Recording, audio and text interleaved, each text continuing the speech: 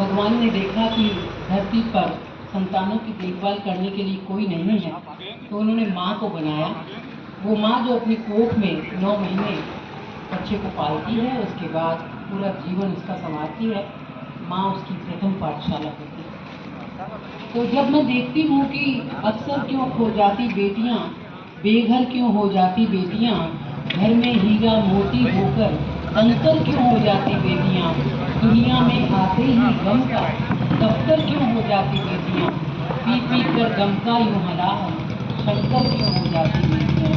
तब मैं कहती हूँ कि बेटियों के जन्म पर हमें हमेशा बधाई देनी चाहिए, अपना भी जन्मदिन मनाना चाहिए। केवल हम घर में बेटे का जन्मदिन मना लेते हैं, पति का जन्मदिन मना लेते हैं और अपना जन्मदिन। और मैं सोचती हूँ कि जब शिक्षा का अभाव होता है, कई महिलाओं को अपने जन्म की तारीख तक याद नहीं है, जन्म का सन तक याद नहीं है। और ये पुराने युग की बातें थी, लेकिन अब सौभाग्य से आज़ादी के इतने सालों बाद महिलाएं गाँव में पढ़ने लगी हैं, आगे बढ़ने लगी हैं और उनकी सेवा के लिए, उनके विकास के लिए ऐसे महिला एवं किशोरी विकास केंद्र जगह जगह खुले भी हुए हैं। और उम्मीद है कि आने वाले वर्ष में आप सबको इस केंद्र से बहुत सारी सहायता मिलेगी, मार्गदर्शन मिलेगा। कई बार हमें हाथ पकड़ने वाला चाहिए और रेखा परिवार आई है आप सबका हाथ पकड़ने के लिए, आप सबका कांधा बनने के लिए। कभी भी आपको आधी रात को भी कोई परेशानी हो, आप उन्हें फ़ोन कर सकते हैं और कोई भी बात हो अपने मन की कह सकते हैं, क्योंकि हम देखते हैं कि ससुराल दूसरी जगह होता है, मायका दूसरी जगह होता है। तो गांव में कोई भी समस्या हो तो एक आध बार हमें ऐसी परेशानी हो जाती है कि हम अकेलापन महसूस करते हैं। तो ये केंद्र इसीलिए है कि आपको हर तरह से मदद कर सके। और ये देश इस वक्त जिस तरह से तरक्की की राह पे है, महिलाओं का भी तरक्की करना बहुत ज़रूरी है, क्योंकि ये आधा आसमान, ये आधी आबादी महिलाओं की है। मैं सोचती हूँ, हम देखते हैं कि न जाने क्यों लड़कियों के अपने घर नहीं होते, जो उड़ना चाहे अंबर पे तो अपने पर नहीं होते, आंसू दौलत डाक बैरन बंजारों से जिंदगानी, सिवा गम के लड़कियों के जमीनों जर नहीं होते। लड़कियों को कानून में बहुत सारा लाभ मिला है, लेकिन वो सोचे कि हम पिता के घर में कोई संपत्ति का अधिकार नहीं मांगे क्योंकि हमारा पीहर छूट जाएगा।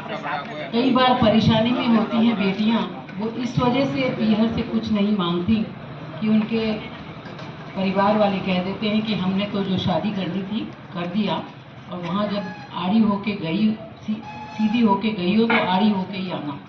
ये हमारे यहाँ पुराने ज़माने की बात थी। आज हमें अपनी बेटियों को पढ़ाना है, आगे बढ़ाना है और उनको इतना समर्थ बनाना है, केवल उनको चुनरी बिंदी वगैरह नहीं पहना के, बल्कि उन्हें भी दूध देना है।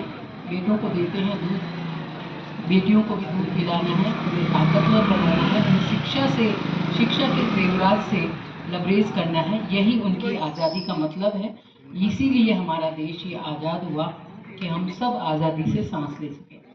औरतें कहीं पीछे नहीं हैं, कोई दोयम दर्जे पे नहीं है, लेकिन दुर्भाग्य से कुछ लोगों ने ऐसी मनस्थिति बना दी कि लड़कियां तो होती ही कमज़ोर हैं। तब मैं कहती हूँ एक लंबी कविता, जिसमें मैं आज और अभी से आपको और हमारे सब पुरुष भाइयों को कहना चाहती हूँ कि स्त्रियां कैसी होती हैं, बेटियां कैसी होती हैं। और आज और अभी से अगर आपको नहीं मालूम था तो आज से आपको स्वयं को भी ऐसा मानना है। पुरुष भाइयों से भी निवेदन है कि वो स्त्रियों के इस रूप को स्वीकार करें।